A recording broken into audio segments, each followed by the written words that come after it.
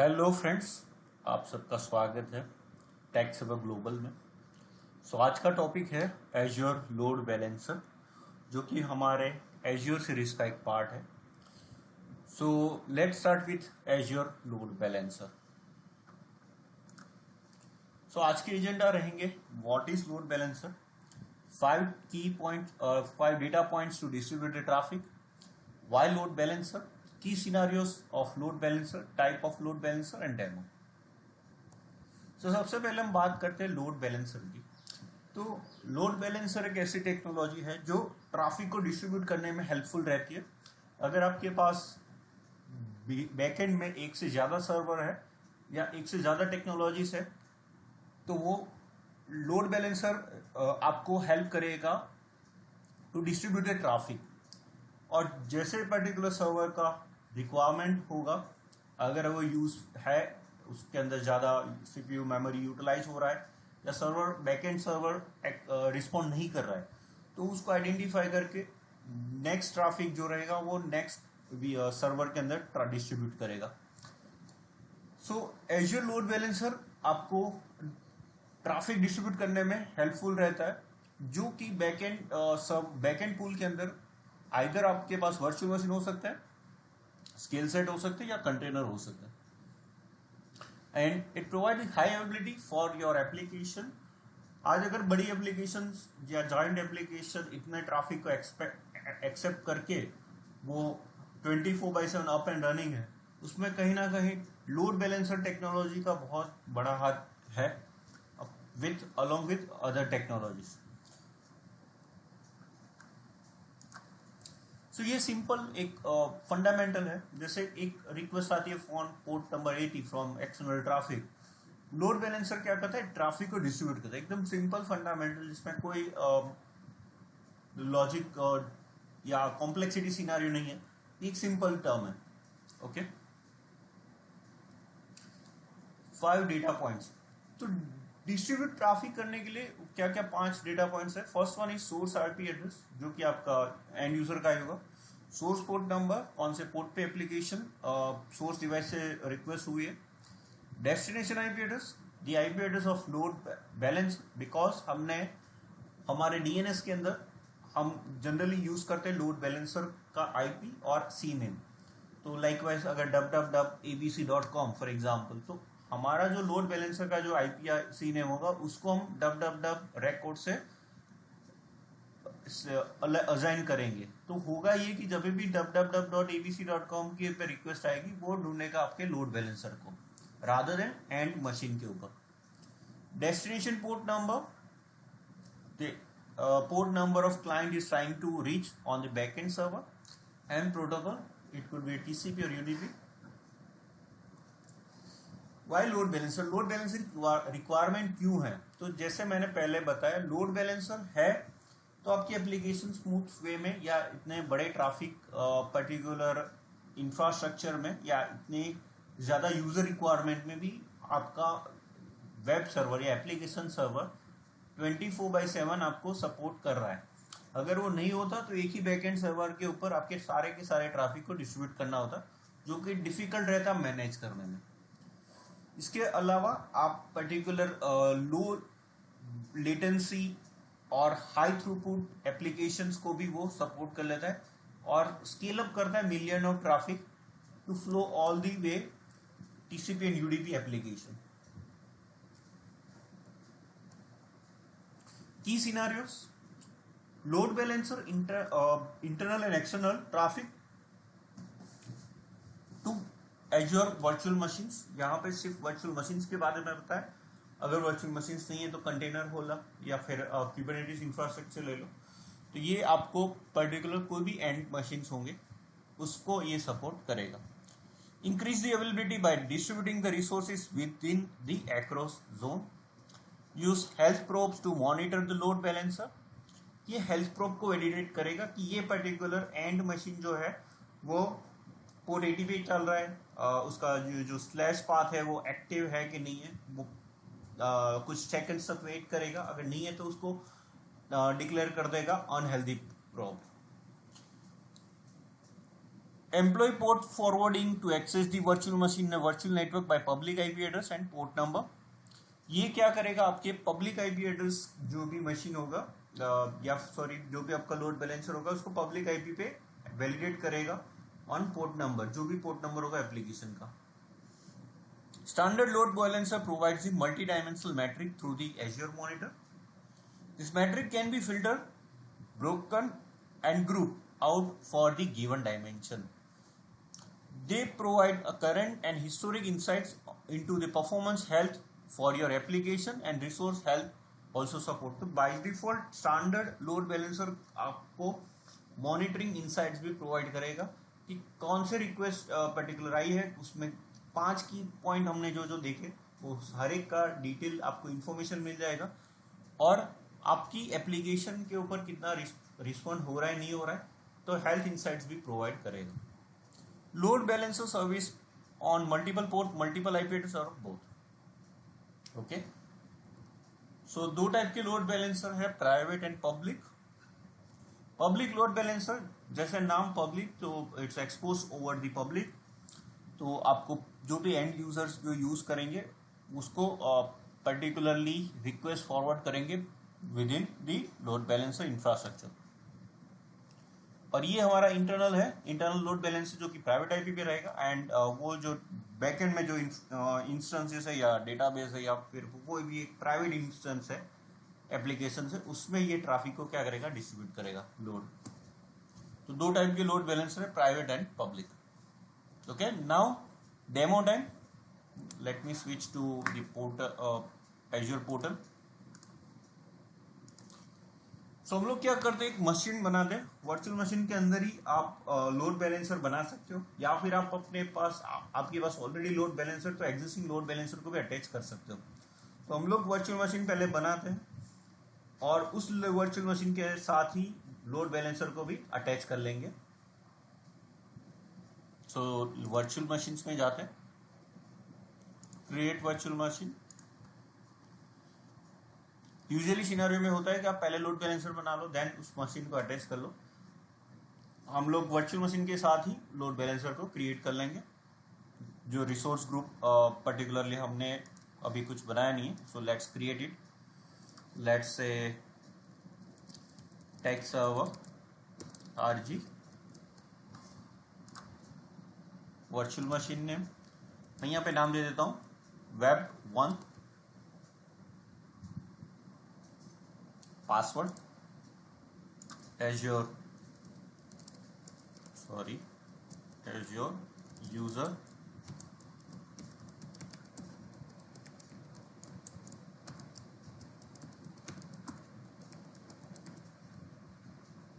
Port में 80 में define कर देता हूँ।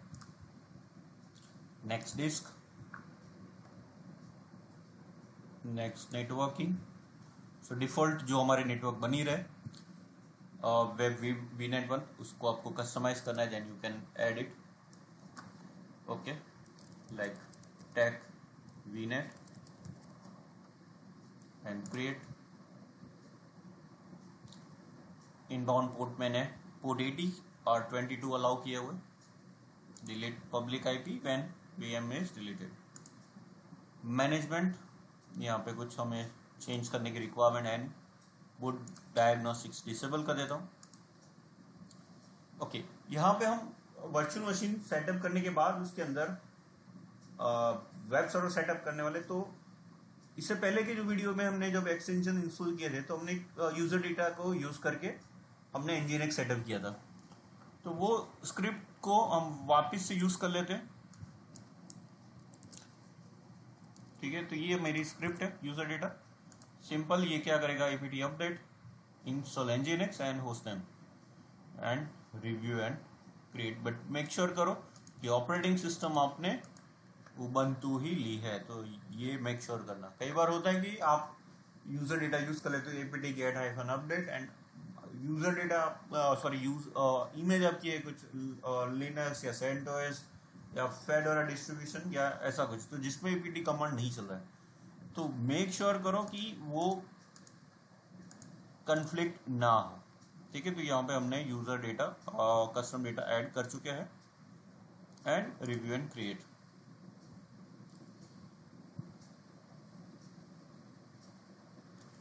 ओके, बट मैं यहाँ पे क्रिएट नहीं करूँगा बिकॉज हमने एक चीज़ मिस कर चुके हैं, जिसके लिए हमने ये बनाया हुआ है एज्योर लोड बैलेंसर। जो आपको आता है बट ऑप्शन अवेलेबल होता है नेटवर्किंग के अंदर, ठीक है, लोड बैलेंसर, और यहाँ पे लोड बैलेंसर को क्रिएट करेंगे। लोड बैलेंसर का नाम दे देंगे टेक सर्वर LB, जिसमें ऑप्शन है पब्लिक एंड इंटरनेट। तो आप पब्लिक लोड बैलेंसर या इंटरनल लोड बैलेंसर बना सकते हो। प्रोटोकॉल ATCP है, UDP है।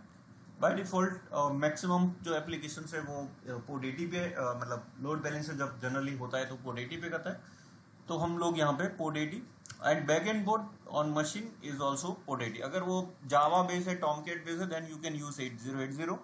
अगर आपके पास 9000 पोर्ट है, अगर नोड एप्लीकेशन पे बना रहे हो, then back end port should be 9000। तो आप अपने जो ट्रैफिक है आपकी 80 पोर्ट पे एक्सटर्नल ट्रैफिक आएगा, उसको रीडायरेक्ट करेगा आपके पोर्ट 9000 पे या 8080 पर। तो मैं क्रिएट करता हूँ। सो ये मेरा क्रिएट हो चुका है। Next next next next and review and create. So again I am sending for the review. Validate करेगा, running final validation, all validation pass, now create.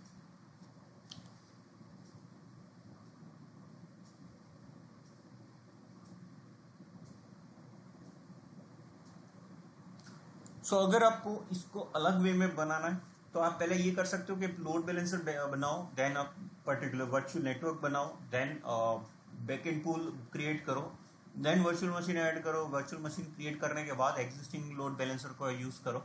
ऐसे भी कर सकते हो। तो अलग अलग वे में आप इम्प्लीमेंट कर सकते हो। ये हम इसलिए डायरेक्टली वर्चुअल मशीन के साथ ही क्रिएट किया क्योंकि हमारे पास कोई एग्जिस्टिंग वर्चुअल मशीन था नहीं और हमें एग्जिस्टिंग वर्चुअल मशीन को ऐड नहीं करना है लोड बैलेंसर में। सो इसलिए हमने वर्चुअल मशीन भी क्रिएट किया एंड साथ में लोड बैलेंसर भी किया। तो आपको अलग अलग कंपनीज में जब आप यूज टू होंगे तो अलग अलग कंपनी में अलग अलग जो पर्सन होते हैं उनके अलग अलग वे ऑफ इम्प्लीमेंटेशन होता है। तो ये एक वे है, जो दूसरा मैंने बताया वो भी है। Okay, now deployment has been completed. तो एक बार पहले हम लोड बैलेंसर में चले जाते हैं। तो ये हमारा लोड बैलेंसर है, फ्रंट एंड IP है, और इसको हम पहले कॉपी करके वैलिडेट कर लेते हैं और बैक एंड पूल में वेरीफाई कर लेते हैं कि जो हमने मशीन ऐड किए थे वो है कि नहीं। तो आपका एक back and machine up and running है, तो डायरेक्टली वेरीफाई कर लेते public IP of load balancer.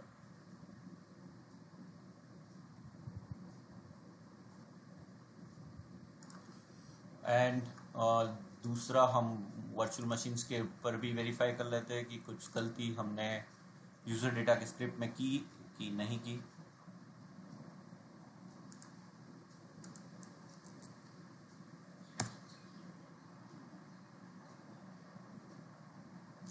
ये वेलकम टू Nginx आ रहा है, there is something went wrong, let's see. Okay, welcome to Nginx आ गया है। दैट मीन्स आपके जो ये पर्टिकुलर होस्ट नेम की जो इको है वो शायद नहीं हुआ या फिर कुछ गलती वजह से हुआ है। पर अल्टीमेटली अगर आप देखो तो पर्टिकुलर जो वेब सर्वर है उसका पब्लिक IP ये है 163 एंड हमारे जो फ्रंट एंड लोड बैलेंसर का IP है वो ये है। सो मैं एक काम करता हूँ, ये पब्लिक IP वैलिडेट करता हूँ कि क्या गलती हुई है, होस्ट नेम क्यों वैलिडेट नहीं किया है। Azure user @ public IP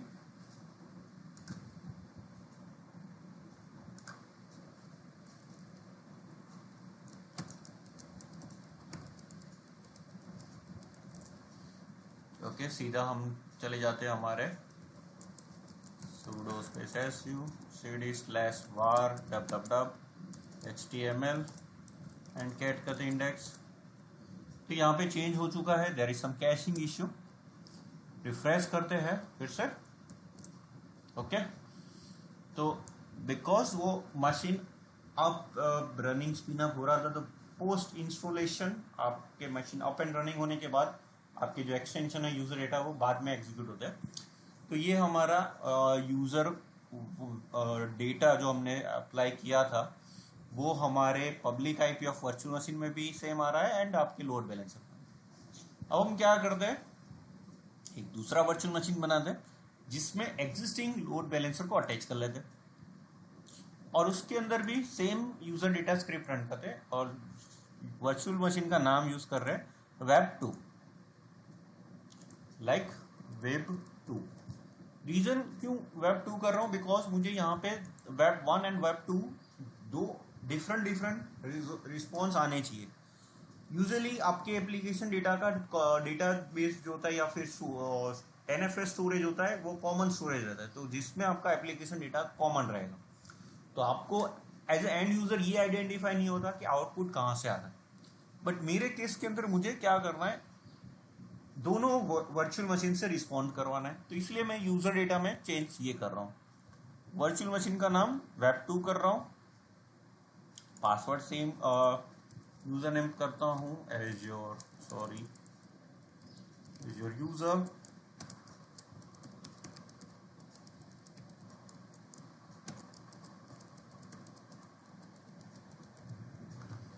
inbound port मुझे पोर्ट 80 करना है क्योंकि ये मशीन का इनबाउंड पोर्ट है। यहाँ पे मैं डिफॉल्ट ओके, यहाँ पे मैं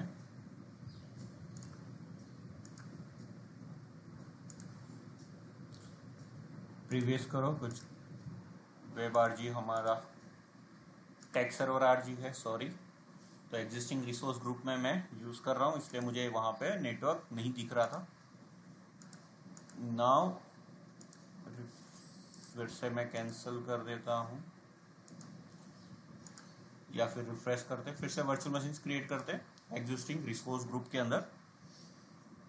रिसोर्स ग्रुप हमारा टेक सर्वर आरजी और नाम दे देता हूँ वेब 2। तो कई बार जल्दी में हम ये गलती कर लेते हैं, तो इसलिए हमें नेटवर्किंग प्रॉपर रिसोर्स ग्रुप नहीं मिलता।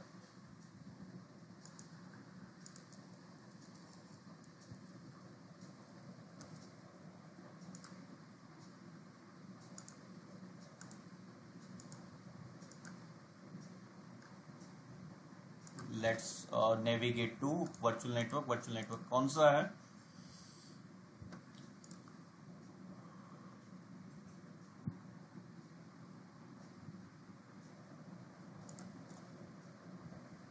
वर्चुअल मशीन वेब 1 और उसका virtual network.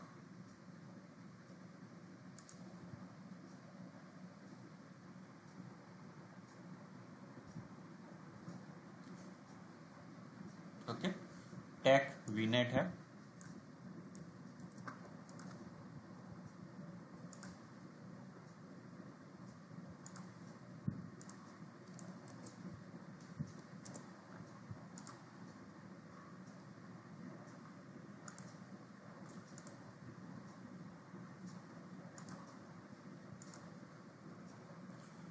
Previous again cancel मैं कर रहा हूँ,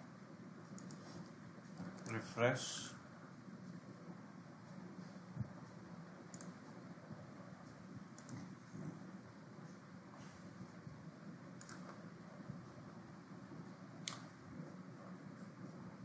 Let me create from here.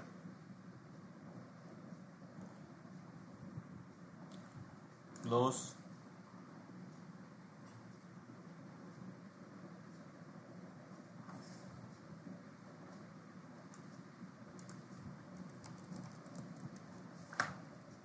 Virtual machine.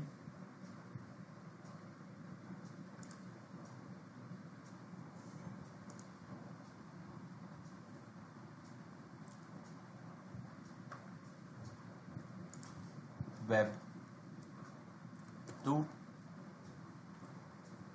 Next disk networking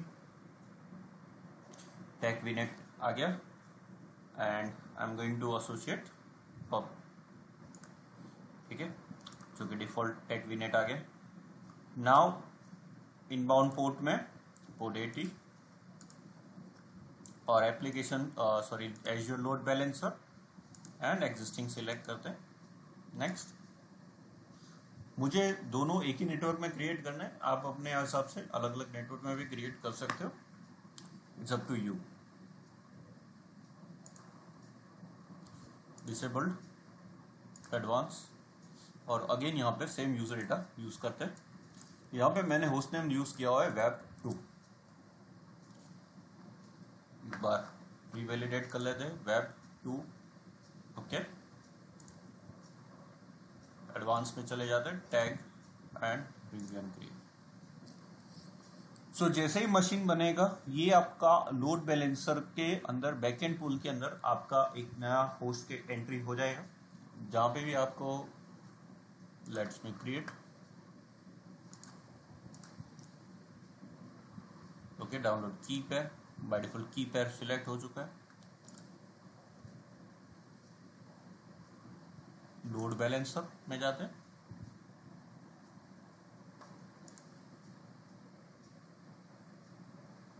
and backend tools में जाते हैं,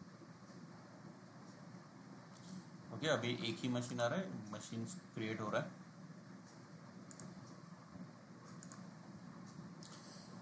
let's wait for some moment, virtual machine deployment अभी भी प्रोसेस में है। सो जैसे ही मशीन क्रिएट हो जाएगा आपके मशीन ऑटोमेटिकली मशीन के अंदर nginx हमने जैसे यूजर डेटा का स्क्रिप्ट अटैच किया था वो ऐसे क्रिएट हो जाएगा और वो मशीन आपके लोड बैलेंसर का पार्ट हो जाएगा।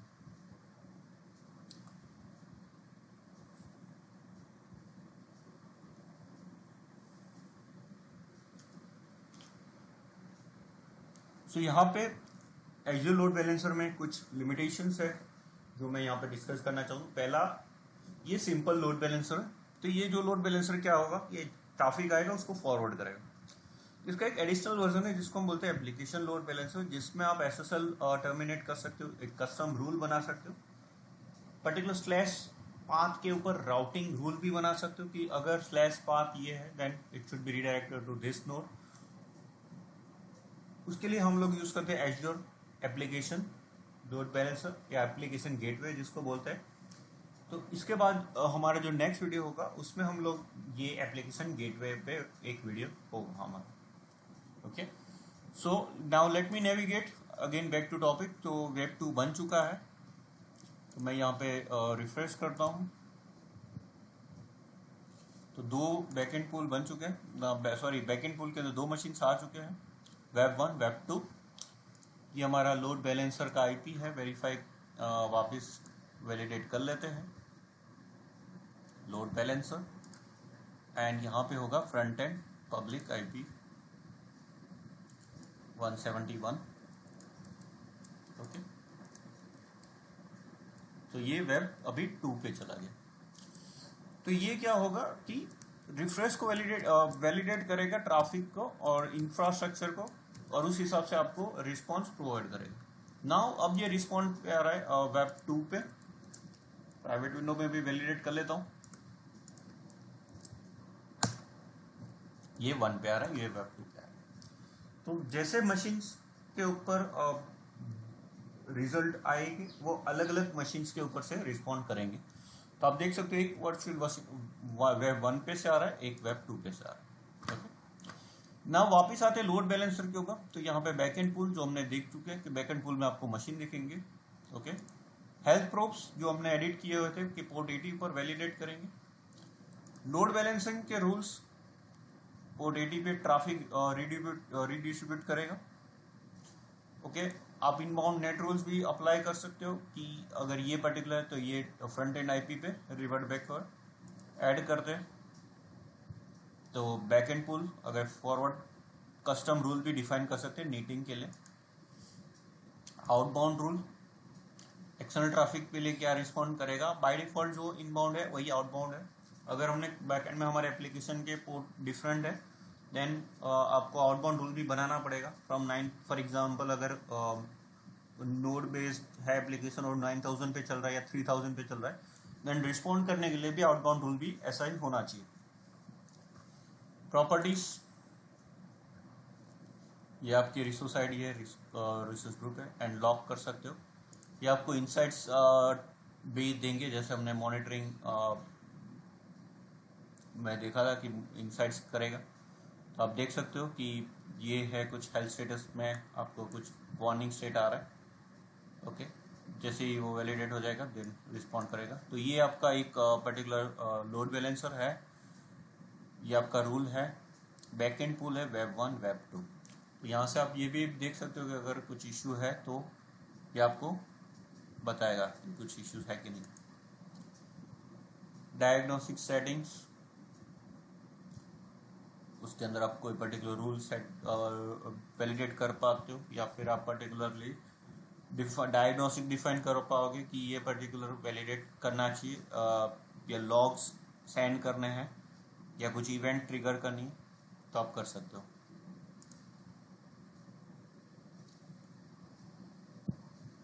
लॉग्स आप यहां से मिल सकते हैं आपको। मैट्रिक्स अलर्ट्स, अगर आपके पास कुछ रूल अलर्ट करना है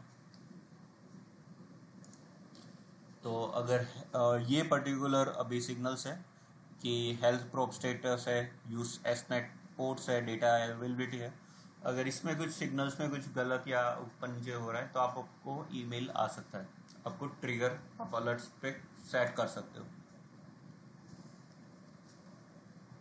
मैट्रिक्स, आपको यहाँ पे मैट्रिक्स मिलेगा, आपको जो भी पर्टिकुलर पैकेट काउंट पे अगर आपको कोई वैलिडेट करना है तो यहाँ पे टोटल 119 रिक्वेस्ट आ रही है, तो ये पर्टिकुलर आप क्या कर सकते हो, यहाँ से एनालिसिस कर सकते हो। ओके, एंड ऑटोमेशन, तो यहाँ पे टास्क प्रीव्यू आप पर्टिकुलरली ऑटोमेशन वे में कर सकते हो कि कुछ ये चीज़ हुआ तो ये पर्टिकुलर अगर ये टर्म अप्लाई होता है then it should be like this way, तो टास्क सिलेक्ट कर सकते हो। सेंड मंथली कॉस्ट, जैसे यहाँ पे पर्टिकुलरली कोई कॉस्ट मंथली अकर हो गया देन ये पर्टिकुलर टास्क अप्लाई होना चाहिए, तो आप ऑटोमेशन टास्क में भी अप्लाई कर सकते हो। सो ये हमारा प्रैक्टिकल सिनारियो रहता है for the load balancer. Okay, यहाँ पे इसका आप ARM टेम्पलेट भी जनरेट कर सकते हो, ये टेम्पलेट जनरेट कर रहा है, तो आप पर्टिकुलर अगर next time load balancer apply करना चाहते हो तो यही टेम्पलेट यूज़ करके यूज़ कर सकते हो।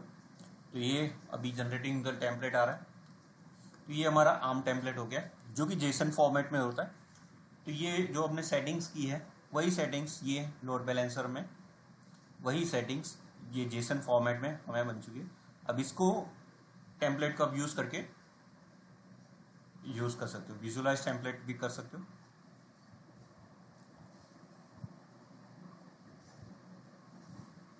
तो ये हमारा एक लोड बैलेंसर का ही क्या है, टेम्पलेट है। ओके, वापस जाते हैं।